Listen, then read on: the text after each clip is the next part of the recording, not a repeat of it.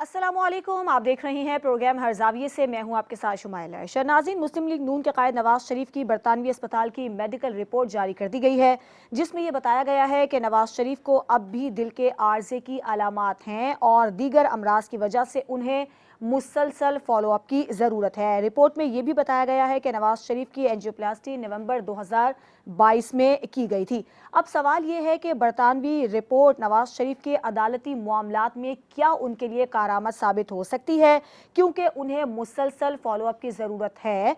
तो क्या उनकी वतन वापसी में ताख़ीर हो सकती है या प्लान में कुछ तब्दीली हो सकती है?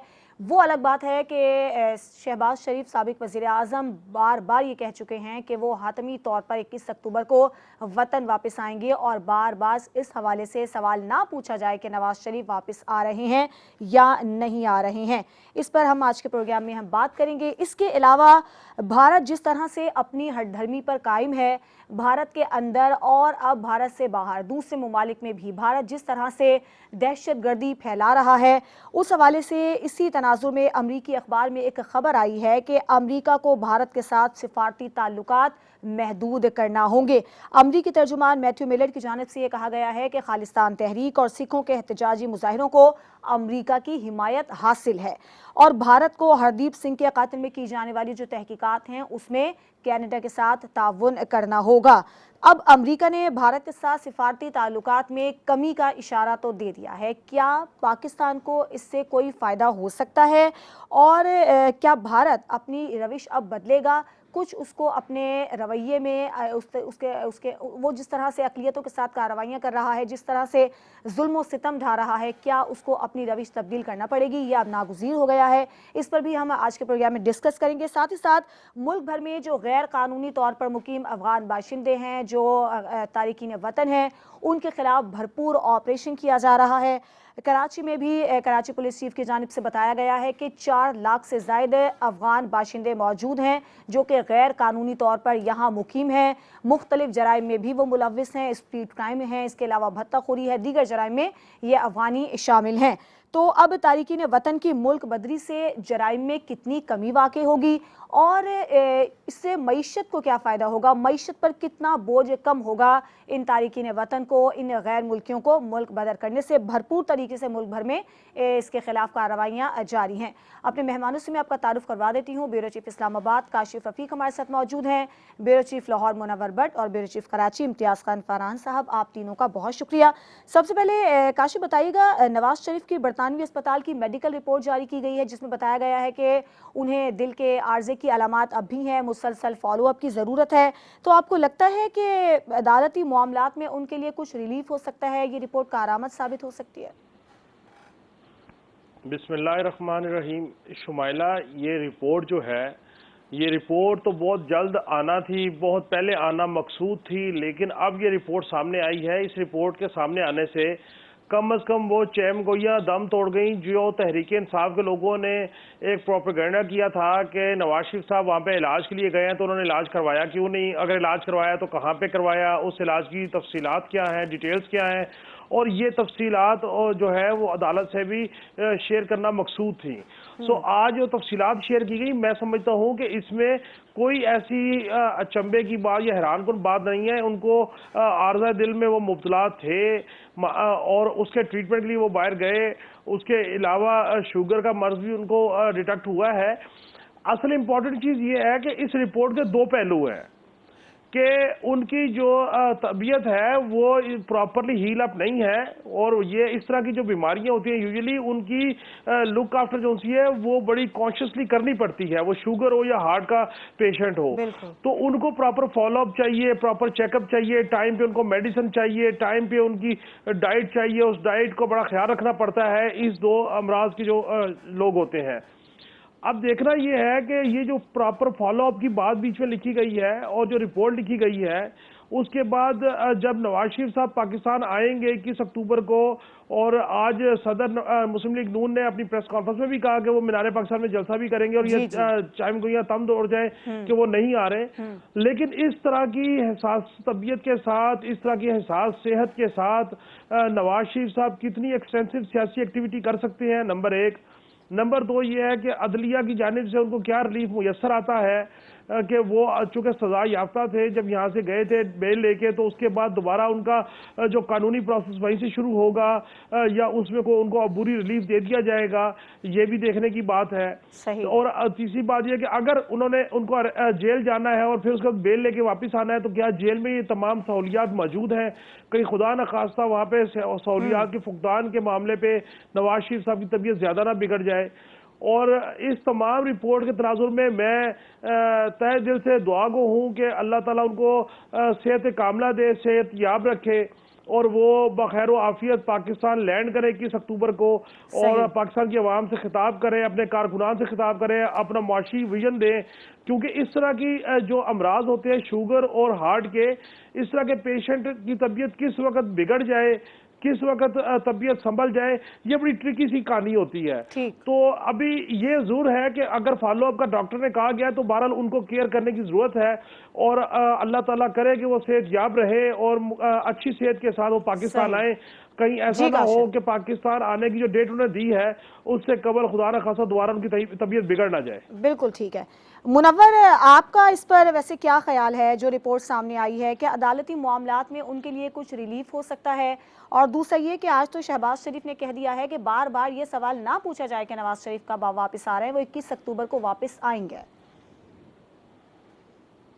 जी बिल्कुल, ये शहबाज साहब ने भी बता दिया और इसहाक डार साहब ने भी थोड़ी देर पहले इस्लामाबाद में बात करते हुए बता दिया। तो इसमें अब कोई भ्राम रह नहीं गया कि नवाज शरीफ साहब 21 अक्टूबर को पाकिस्तान वापस आ रहे हैं।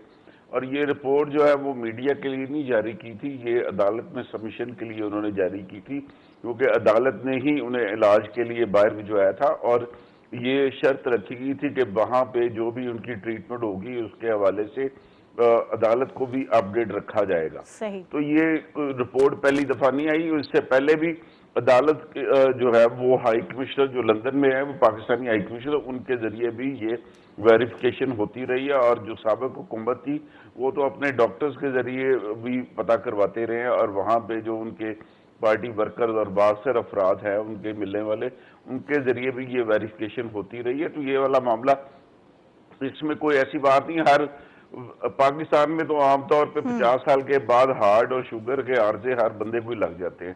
तो वो तो माशाल्लाह 70 प्लस है और उम्र के उस हिस्से में जहाँ पे उनको आराम करना चाहिए, लेकिन वो ख्वाजा साहब की ख्वाहिश का एहतराम करते हुए तो वो मुल्क की खिदमत के लिए वापस आ रहे। तो अदरवाइज उनको आना नहीं चाहिए था, अभी भी उनको आराम करना चाहिए था, और जो भी मामला है वो शहबाज साहब के हवाले कर देते, ताकि इस्लामाबाद में बैठे हमारे बहुत से दोस्त उनको सुकून रहता। अगरचे शहबाज साहब वो बता रहे हैं कि भी उन्होंने बड़ी मेहनत की है मुल्क की मईशत को सहारा देने के लिए, और जो कड़वे घूंट उनको पीने पड़े ये महंगाई वाले और दूसरे बेरोजगारी वाले, तो ये उसके लिए वो जरूरी था। अदरवाइज अगर खुदा लेकिन मुनव्वर, अभी भी तो मुस्लिम लीग नून का यही मौकिफ है ना कि वही आपकी मईशत को भंवर से निकालेंगे। शुमाइला, एक सवाल बिल्कुल वही कर रहा हूँ मैं आज सारी वही बातें कर रहा हूँ जो कि ख्वाजा काशिफ जो है ना उसके दिल की तसल्ली रहे और उसको इत्मीनान। मेरा सिर्फ मैं नहीं चाहता कि मेरा भाई ख्वाजा काशिफ साहब आपकी भी सुनेंगे, जरा सब्र रखें। मैं उससे किसी भी मामले में ऑफेंड करने के मूड में नहीं हूँ। मैं कहता हूँ जो मेरा भाई कह रहा है वो बिल्कुल ठीक कह रहा है, और ये शहबाज साहब जो है वो बिल्कुल वो मईशत को तबाह करने के बाद, अगरचे वो कह रहे हैं कि वो जरूरी था, ये वाला मामला आम आदमी को तकलीफ देने वाला मामला बड़ा जरूरी था, अदरवाइज मुल्क की मईशत संभल ना पाती और पाकिस्तान खुदा ना खास्ता डिफॉल्ट करता, तो हालात जो है वो बहुत ज्यादा खराब होते, पेट्रोल पंप खाली होते, लोग लाखों की तादाद में बेरोजगार हो जाते और पता नहीं क्या क्या कुछ हो जाता। सही। लेकिन अल्हम्दुलिल्लाह अभी उनके फैसलों की वजह से सिर्फ बिजली 70 पे यूनिट हुई है और पेट्रोल सिर्फ 350 लीटर हुआ है, 350 रुपए लीटर, और जो बाकी अशिया खुर्रो-नोश की कीमतें सिर्फ डबल तक बढ़ी हैं, इससे ज्यादा नहीं। और आम आदमी जो है वो उनके फैसलों से बड़ा मुतमईन और उनके लिए जिंदाबाद के नारे लगा रहा, और यही वजह है कि उन्होंने जो पब्लिक में जो 2-3 मीटिंग्स की हैं उसमें उनकी तारीफों के पुल बांधे गए और लोगों ने जोश और बड़ी जबरदस्त बालहाना तरीके से उनका इस्तकबाल जी किया मुनव्वर। और उनको बताया कि आपके फैसलों की वजह से हम पहले से बहुत ज्यादा बदहाल हो चुके हैं, जिसके बाद अब उन्होंने फैसला किया कि वो इंडोर मीटिंग ही करेंगे, फिलहाल वो अवाम में जाने के मूड में नहीं है। सही। लेकिन ये है कि मियां नवाज शरीफ साहब वो अपना आके जो बयानियां देंगे उसमें यकीनी तौर पे कुछ ना कुछ ऐसा होगा कि अवाम जो है उनको ये होप बने कि अब आइंदा आने वाली हुकूमत अगर ठीक। मुस्लिम लीग नून की हुई तो उनके ना हालात सिर्फ बदल महंगाई का जाएंगे। खात्मा होगा काशिफ बल्कि काशिफ बेरोजगारी। काशिफ जरा मुख्तसर अपनी बात रखिएगा, उसके बाद फिर इम्तियाज साहब से मौक़िफ़ लेंगे। मेरे सिर्फ दो मासूमाना सवाल हैं। एक था पहले क्या शहबाज शरीफ ने जो भी हुकूमत की और जो इकदाम उठाए उनमें नवाज शरीफ साहब की इंस्ट्रक्शन ऑन बोर्ड नहीं थी? दूसरा ये है कि इसहाक डार साहब को वजीर खजाना बनाने का फैसला नवाज शरीफ साहब का था या शहबाज शरीफ साहब का था?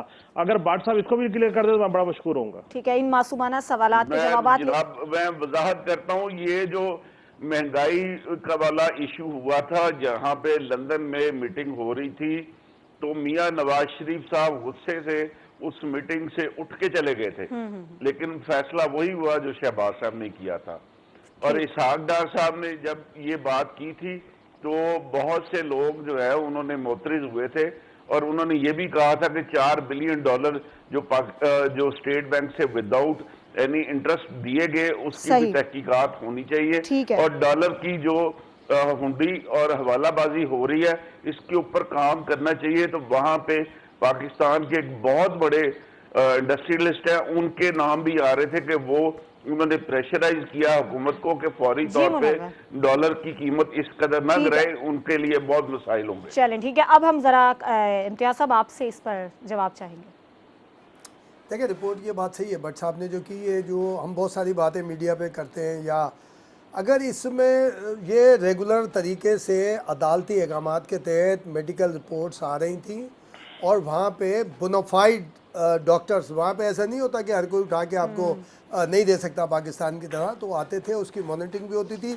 अगर ऐसा नहीं होता तो ये वहाँ से पीटीआई के लोग वहीं से शोर मचा रहे होते कि किसी अस्पताल में नहीं गए, वो जैसे घर के सामने खड़े होते वो इन मामले में भी कर रहे होते। एक रूटीन चेकअप है और आपने देखा कि जो उनके ज़ाती मुआलिज हैं वो उनके साथ हमेशा वहाँ जब वो मीडिया टॉक कर रहे होते हैं तो वो भी साइड में इधर उधर कहीं नज़र आते हैं। और एक दो मरतबा वहाँ पीटीआई के पढ़े लिखे जो दूसरे भी हैं, लेकिन मैं समझता हूँ कि लंदन में तालीम ने कोई असर नहीं डाला, हमारे कम अज़ कम पाकिस्तानियों पे कोई असर नहीं डाला। उन्होंने वहाँ जाकर भी वही नाम बुलंद किया जो पाकिस्तान में अपने पड़ोसियों का हाल करते थे, वो वहाँ जाकर लंदन में भी उन्होंने उनका वही हाल किया है और पाकिस्तान को बदनाम करने में कोई कसर उन्होंने नहीं छोड़ी। उन्होंने उन डॉक्टर साहब को भी ये घेरा था सारी चीज़ें। और दूसरी जो एक और भट्ट साहब बात कर रहे हैं ना, जो ख्वाजा साहब ने सवाल किया था, अब बात बिल्कुल देखें, जब नो कॉन्फिडेंस आया था और यानी कि कामयाबी हो गई थी, उसके बाद नवाज शरीफ का स्टेटमेंट यही था रिज़ाइन करें, आप उधर जाएं और इलेक्शन में चले जाएं। जिसको आज डिफेंड कर रहे थे शहबाज शरीफ, बार बार डिफेंड कर रहे थे कि नहीं जनाब वो हमने रियासत को चुना और सियासत को वो कर दिया। नहीं, ऐसा नहीं था। उस वक्त भी अगर ये नवाज शरीफ को, उस वक्त नवाज शरीफ और मौलाना फजलुर रहमान नज़र आए थे कि भाई उन्होंने यही फैसला था उनका कि हमें रिज़ाइन करके जाना चाहिए। आसिफ जरदारी और जो दूसरे साइड के लोग थे उनका एक ये था, खुद शहबाज शरीफ का, कि नहीं हमें आगे जाना चाहिए और हमें बल्कि 1 साल बाद की भी मुद्दत आ रही थी कि 1 साल हमें और आगे बढ़ जाना चाहिए इब्तदाई दिनों में। आखिर में नवाज शरीफ जो ज़ेरे अताब रहे थोड़ा अरसा और अपनी गवर्नमेंट के दौरान भी, इस वजह से ही रहे कि उनका मौक़िफ़ ये था कि हमें 1 साल बढ़ाने नहीं है बिफोर, बल्कि रिज़ाइन करें या जो भी करें हमें इलेक्शन में जाना चाहिए। बल्कि उस वक्त मुल्क की इस्टेब्लिशमेंट की भी ख्वाहिश थी कि हुकूमत की मुद्दत में इजाफा हो ताकि और जो मेजर्स लेने हैं वो सारे लिए जाएँ। और ये बात भी अपनी जगह शुमाइला दुरुस्त है कि जब तक स्टेट बैंक ऑफ पाकिस्तान नहीं होगा, अभी है स्टेट बैंक ऑफ IMF, वो उनके ज़ेर निगरानी है, जो साबिक पीटीआई गवर्नमेंट ने उनके हवाले किया था, वो जो बाकर साहब को लाके किया था। और अभी तक स्टेट बैंक ऑफ पाकिस्तान नहीं है, स्टेट बैंक ऑफ IMF है। ठीक है। और वो $4 अरब अब तो नहीं है ना, अब तो केयर टेकर्स को, और मैं तो जनरल आसिम साहब से ये गुजारिश करूंगा कि ये $4 अरब अगर वो मुस्लिम लीग नून के फाइनेंसर या इंडस्ट्रियलिस्ट के पास है, ठीक है। उनसे भी निकलवाएं, पीटीआई के लोगों से भी। सही। और ये बात सही है, हमें किसी की भी बशमूल पीटीआई चेयरमैन किसी की बीमारी का मजाक नहीं उड़ाना चाहिए, बिल्कुल ऐसा ही है। वरना तो आज अदालतों में उनकी भी बीमारी की रिपोर्टें पेश हो रही हैं, उन्हें सही। भी कहा जा रहा है तकलीफ में है, जो हुकूमत और में दूसरों हमें के और मजाक हमें उड़ाते हैं। शहबाज शरीफ की इस बात पर अमल भी करना होगा कि अब ये सवाल नहीं होना नहीं, चाहिए नहीं कि करना नवाज शरीफ चाहिए, को वो गलत पाकिस्तान किया उन्होंने है। कहा बार-बार ना नहीं पूछें। नहीं, शुमाइला गलत किया उन्होंने बार बार। सही। जब तक नवाज शरीफ पाकिस्तान में कदम नहीं रखते ठीक है, सवाल सही। होता रहेगा। और ये सही है। मेडिकल रिपोर्ट है ना, ये हम कह रहे हैं सही। रूटीन की है, इस मेडिकल रिपोर्ट की वजह से सही। वो वापस भी आना मना चलिए कर ठीक सकते है, मैं हैं। आपसे ये सवाल पूछती रही, जब तक वापस नहीं आते हम इस पर हाँ, डिस्कस कि करते डॉक्टर रहेंगे। के भाई डॉक्टर ने मना ठीक कर है, दिया। एक ब्रेक का वक्त हुआ है, ब्रेक के बाद जब हम वापस आएंगे तो अमेरिका ने भारत से सिफारती ताल्लुकात में कमी का इशारा दे दिया है और भारत पर जोर दिया है कि वो कनाडा से जो सिख रहनुमा के कातिल है उसमें ताउन करे। इस पर बात होगी एक ब्रेक के बाद। अखबार में एक खबर आई है कि अमेरिका को भारत के साथ सिफारती ताल्लुकात महदूद करना होंगे और जो सिख रहनुमा का कातिल था उसकी तहकीकात में कनाडा के साथ भारत को ताउन भी करना होगा। मुनव्वर साहब, आप समझते हैं कि अमेरिका ने भारत से सिफारती ताल्लुकात में कमी का इशारा तो दे दिया है, क्या भारत अपनी रविश बदलेगा? क्या घुटने टेकने पर मजबूर होगा या उसी हठधर्मी पर कायम रहेगा? जी, मुझे नहीं लगता कि भी भारत जो है वो घुटने टेकने पे मजबूर होगा। असल में ये आज जो आज की दुनिया है वो मईशत के ऊपर तवज्जो करती है और हर मुल्क के अपने मफादात होते हैं, माली मफादात होते हैं, उसके बाद फिर वो उसके मुताबिक ही तनाजुर में फैसले करते हैं। अमेरिका ने ये जो स्टेटमेंट दी है वो कनाडा को सिर्फ इस बात का इजहार किया कि हम आपके साथ खड़े हैं और आपकी सॉवरेनिटी पे जो हमला हुआ था उसके लिए हम आपके साथ खड़े, इससे ज्यादा वो कुछ नहीं करेगा। हाँ, अलबत्ता अगर उसकी जगह कोई दूसरा मुल्क होता जहां पे अमेरिका के या वेस्ट के माली मफादात कदरे कम होते तो शायद वो इससे ज्यादा आगे बढ़ के भी कोई इकदाम कर देते। जैसे ईरान के मामले में वो पाबंदियां लगाते हैं तो वो उसी तरह की पाबंदियां लगा देते, लेकिन इस तरह नहीं हुआ, अभी तक भी नहीं हुआ और शायद आइंदा भी ना हो। ये सिर्फ कमजोर और गरीब मुल्कों के साथ इस तरह होता है जहां पे मुल्क इकॉनमी जिनकी ग्रो कर रही हो और जहां पे दूसरे मुल्कों के कारोबारी मफादात वाबस्ता हो तो फिर वो फैसले और चीजें जो बिल्कुल मुख्तलिफ हो जाती है। आप देखें सऊदी अरब हमारा बरादर मुल्क है, दुबई हमारा बरादर मुल्क है, कुवैत हमारा बरादर मुल्क है, इन्वेस्टमेंट उनकी इंडिया में कितनी है और पाकिस्तान में कितनी है। अभी G20 का जो इजलास हुआ था उसके हवाले से बहुत बातें हो रही थी कि क्राउन प्रिंस वो पाकिस्तान का भी दौरा करेंगे और यहाँ पे भी इन्वेस्टमेंट का ऐलान करेंगे, लेकिन वो G20 का इजलास उसमें शिरकत करके वहीं से वापस चले गए और मोर देन $100 बिलियन की इन्वेस्टमेंट वहाँ पे उन्होंने अनाउंस की, जबकि हमारे यहाँ उन्होंने 10 से 15 बिलियन डॉलर की इन्वेस्टमेंट का ऐलान करना था जो कि हमारी हुकूमत एक्सपेक्ट कर रही थी कि यहाँ पे करेंगे, लेकिन अभी तक वो ऐलान सिर्फ ऐलान की हद तक ही है, इससे आगे कुछ चीजें हो नहीं सकी। तो ये वाला मामला है, तो जहाँ पे मुल्कों के मफादात होते हैं वो उसके मुताबिक रिएक्ट करते हैं। यहाँ पे अगर मामला कोई कमजोर या दूसरे मुल्क का होता है जहाँ पे अमेरिका के या दूसरे बरतानिया के मुल्की मफादात कदरे कम होते तो शायद ये अब तक ये सारा कुछ हो चुका होता, लेकिन इंडियन लॉबी जो है वो यूएस में बहुत स्ट्रांग है और वहां पे वो अब इंतखाबात के ऊपर भी वो बहुत असर और रसूख रखते हैं और ये वाला मामला है तो मुझे नहीं लग रहा कि बहुत ज्यादा ये सिर्फ लिप सर्विस ही साबित होगी। ठीक है इम्तियाज साहब, आप इस बात से इत्तेफाक करते हैं कि सिर्फ बातें ही हैं अमेरिका की, वाकई वो भारत के साथ अपने सिफारती ताल्लुकात कम नहीं करेगा? देखिए, बहुत सारी रियलिटीज़ को हम बाज़-औक़ात किसी शरीयत के अंदर लेके चले आते हैं, कभी हम बहुत सारी चीज़ों में ले आते हैं जो कि पाकिस्तान की तरक्की में बहुत बड़ी रुकावट है। दुनिया का सबसे बड़ा मुल्क है अमेरिका, इसमें कोई दो राय नहीं है, बादशाह है, सुपर पावर है, आप कुछ भी कह लें वो है, लेकिन वो इसराइल के सामने बेबस है।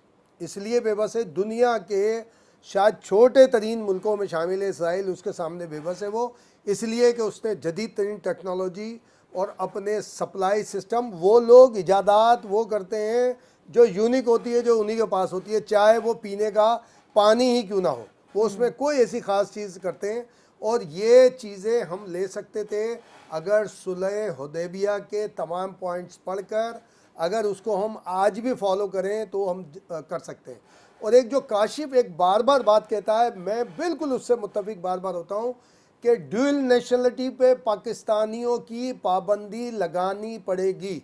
एक तो उससे करप्शन कम होगी, दूसरा जो हिंदुस्तान है, हिंदुस्तान में ड्यूल नेशनलिटी नहीं है।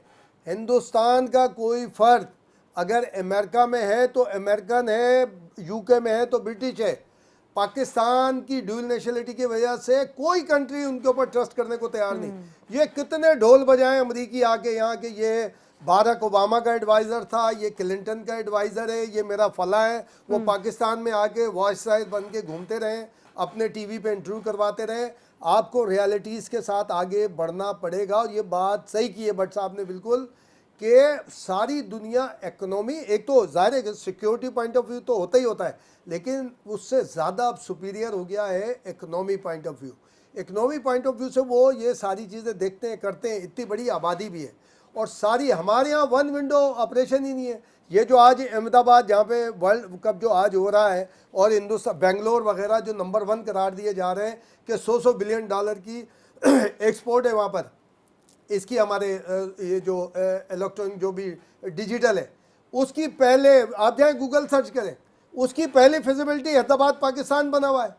यहाँ पर जो ब्यूरोक्रेसी है, फिर आके जो हमारे यहाँ मामला है कि नहीं जी यहाँ नहीं होगा, फिर ऑप्शन दिया कि जी इस्लामाबाद या फला फला जगह लगाएं तो ठीक है, अदरवाइज नहीं। वो बोले भाई फिजिबिलिटी यहाँ की बनी हुई है, यहाँ की आबो हवा, यहाँ पे एक्सपोर्ट के मामला नहीं, तो उन्होंने ले जाके वहाँ लगा दिया। ये भी अमेरिकन है। वो जो 100 बिलियन डॉलर की अगर वहाँ पे इनकी अगर ये डिजिटल वगैरह की एक्सपोर्ट है, तो वहाँ का इन्वेस्टर अमेरिकन है, चाहे वो हिंदुस्तानी नशात हो, चाहे कोई भी हो, है वो अमेरिकन माँ का। तो ये चीज़ें हमें भी चेंज करनी पड़ेगी। हमें भी, जैसे हिंदुस्तान के अंदर ज़रा कोई बात तो होती है, और जी सारी तिजारत पे पाबंदी, खबर हो गई, अफगान ट्रांजिट चल रही है, दुनिया भर की तिजारत चल रही है, पाकिस्तान की तिजारत बंद क्यों बंद भाई? या फला से ईरान से जी बॉर्डर हुआ, अब वहाँ पे गैर मामूली मामला आए, पता ना वहाँ के भी बिजनेस ख़त्म।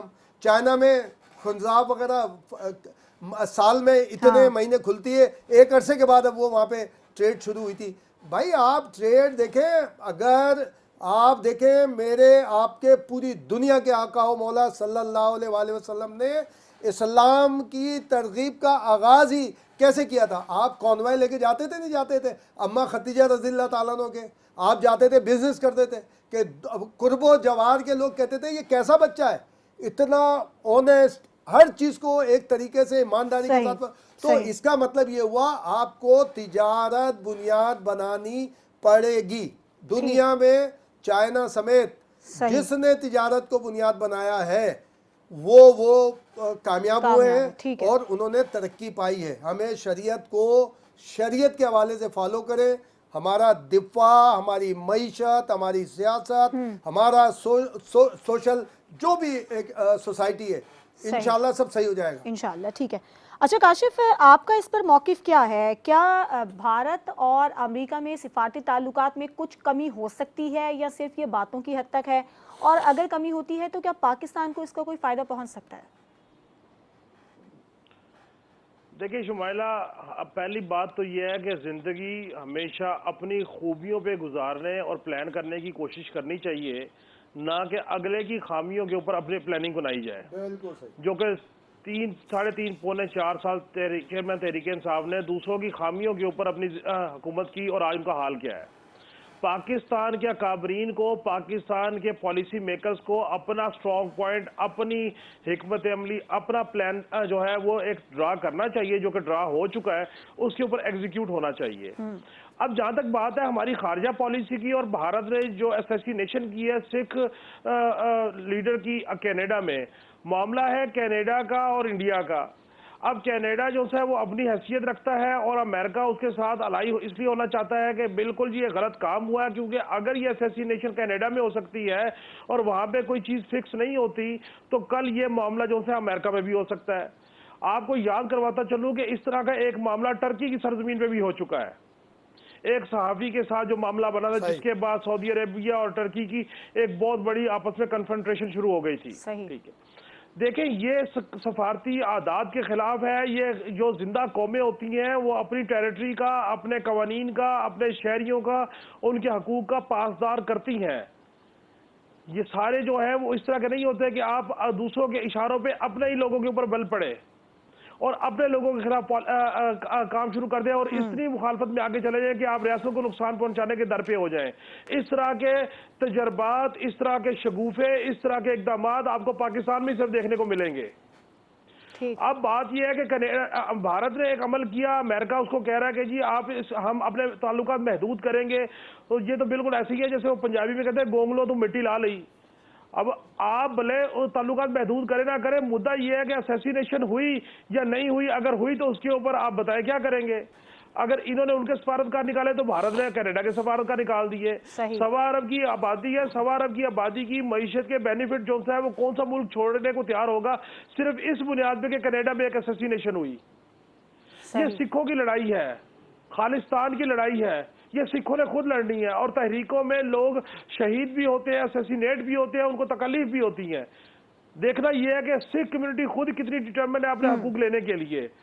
और अगर सिख कम्युनिटी इसमें डिटर्मिन हो और पूरी दुनिया में भारत का और बिलखसूस मोदी का जो है वो करैक्टर असैसिनेशन करें और बताएं हकाइक क्या है, तो उसके बाद मैं ये समझता हूँ उनको सफारती तौर पे बहुत ज़्यादा डैमेज होगा और उनकी तहरीक को तकवीत मिलेगी।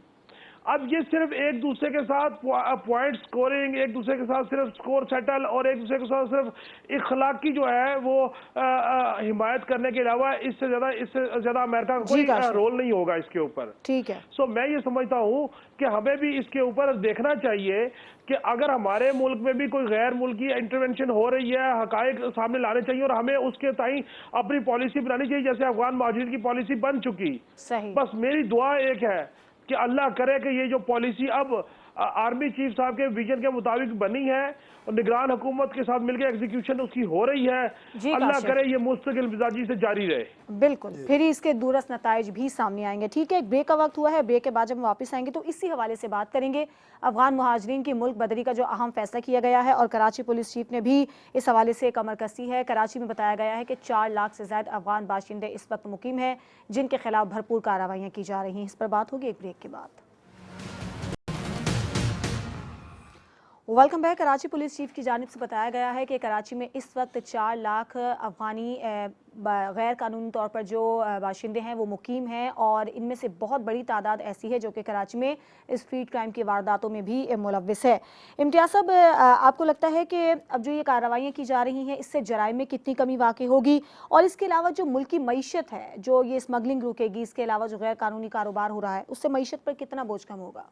देखें, ये तो आईजी साहब ने ये फिगर कहीं से लिए होंगे, 4 लाख नहीं, कम से कम 55 से 40 से 45 लाख यहाँ पर सिर्फ कराची में, सिर्फ कराची के अंदर। आप अराउंड में जाएंगे ना, आपको बहुत आबादी मिलेगी। और अब आप कराची के पोश एरियाज, तारिक रोड पे कम से कम 3 मार्केटें हैं जो टोटल, जामा किलात पर 3-4 मार्केटों के अलावा सारी होलसेल मार्केट उनके पास है। प्लास्टिक का पूरा कारोबार बोल्डन मार्केट के ऊपर उनके पास है। सिर्फ अजनास जो है वो मेमन कम्युनिटी है, मारवाड़ी एक है कम्युनिटी, ये अजनास का जो कारोबार है वो उनके पास नहीं है। कपड़ा टोटल उनके पास, प्लास्टिक का पूरा कारोबार उनके पास, लंडा का पूरा कारोबार उनके पास, और इवन ये कि जो ड्राई फ्रूट है, ड्राई फ्रूट में 70% वो होल्ड करते हैं, 30% हमारे ये हज़ारा साइड के जो अब्बासी कम्युनिटी है वो करती है। बहुत ज़्यादा कराची के अंदर है। कराची में बहुत ज़्यादा काम करने की ज़रूरत है। और ये जो कचरा चुनने वाले हैं, कराची में सिर्फ कचरे का महीने का कारोबार 30 से 35 अरब रुपए का कचरे का कारोबार होता है सिर्फ। और ये कचरा उठाते जो है, ये जो मुख्तलिफ पोश एरिया, जो कराची के बड़े दावेदार बनते हैं ना, जो कहते हैं हम कराची आइट बड़े दावे करते हैं, ये 300-300, 400-400 रुपये महीना दे के अपने घर का कचरा उठवाते हैं और घर की मुखबरियाँ भी करवाते हैं, अपने खुद ही करवाते हैं। ये इनकी वारदातों के मौके भी देते हैं, बाहर कहीं से ये कचरा नहीं उठवाते। तो ये बहुत बड़ी तादाद है, 4 लाख नहीं है। लेकिन 4 लाख वो लोग हैं जो कि गैर कानूनी सरगर्मियों में मुलव्विस हैं। ये हो सकते हैं, तो बहुत बड़ी है। बिल्कुल ये हो सकते हैं, क्योंकि इस वक्त आदादो शुमार के मुताबिक ना सिर्फ पुलिस बल्कि दूसरे इदारों के आदाद, आज एपेक्स कमेटी का इजलास चल रहा है कराची में, बहुत अहम नोयत का है। पहले ही सिंध गवर्नमेंट जो केयर टेकर है वो और ये आईजी जो आए हैं अभी राजा साहब आते इन्होंने बहुत काम किया, इसमें कोई दो राय नहीं है। और इन्होंने बिल्कुल जब हम में से कोई भी मीडिया पर्सन सवाल भी करे ना वो कहते हैं कुछ नहीं हुआ यार, जब होगा तो नजर आएगा, बिल्कुल सही है उनका। ठीक है। और उनका ये है कि 1600 क्रिमिनल स्ट्रीट क्रिमिनल आइडेंटिफाइड हुए थे, 400 का काम हो गया है जिसमें 8-10 फड़का भी दिए बड़े बड़े इवेंट वाले। और आज एपेक्स कमेटी का जो इजलास है वो वफाकी एपेक्स कमेटी के फॉलोअप में हो रहा है। उसके बाद स्ट्रीट क्रिमिनल्स के खिलाफ इनके आगे और भी जो कच्चे के डाकू हैं, करेंसी डीलर हैं, ये हवाला हुंडी माफिया है और भी दीगर माफिया हैं, बहुत सारी अजीब अजीब है। यहाँ पर शॉर्ट टाइम किडनैपिंग होती है, kidnapping for ransom, short time कि बच्चा स्कूल से निकला, किडनैप हुआ और घर तक पहुँचते तक होगी। एक होल सेल मार्केट ताजिर अपनी शॉप बंद करके या दफ्तर से निकला, किडनैप हुआ, 1.5 से 2 घंटे के अंदर घर पहुंचा, ऐसी लातादाद दर्जनों। और उन सब में ये और जो कराची में एक अफगानी आबाद हैं जो लैंड ग्रेबिंग का काम भी करते हैं, कंस्ट्रक्शन का काम भी करते हैं, सोराब गोड में जितनी कंस्ट्रक्शन की मशीनरी है सारी अफगानी, उनकी गाड़ी की डिग्गी के अंदर 10-10 करोड़ रुपए पड़े होते हैं। ठीक है, उनको कोई नहीं वो करता। तो ये कि एक्शन ले रही है पुलिस और आज जो इजलास हो रहा है उसके बाद इंशाल्लाह और बेहतरी की उम्मीद है। काशिफ, आप क्या समझ रहे हैं, इन कार्रवाइयों से कितनी बेहतरी की उम्मीद है?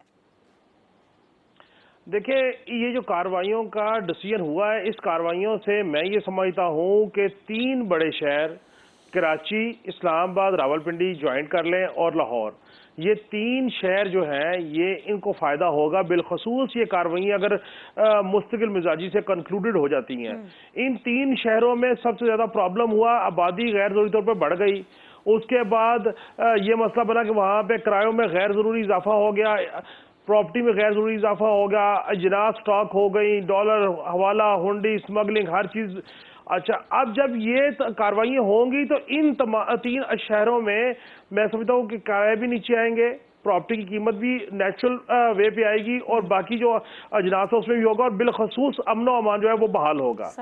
लेकिन इशू एक और है, इस इशू में आप ये देखिएगा कि जब नादरा डिटेक्ट करेगा कि बहुत सारे दस्तावेजात नादरा के इलीगली बनाए गए, पैसे लेके, पैसे दे के और इन गैर कानूनी अफगानियों को पाकिस्तानी शहरियत के कोई ना कोई डॉक्यूमेंट्स पकड़ाए गए, तो उसकी बुनियाद पे वोटर लिस्टों में भी ये लोग डल गए।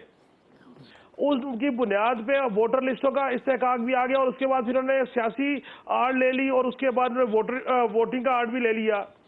सो मैं ये समझता हूँ कि ये एक ऐसा इकदाम है जो पाकिस्तान की तारीख में पहली दफा हैवी हार्ट के साथ किया जा रहा है, लेकिन इसके असरात रोजाना की बुनियाद पे आपको नजर आए। सही, आज डॉलर जो है वो 279 पे आ गया और आप देखिएगा कि अगले हफ्ते डॉलर और नीचे जाएगा।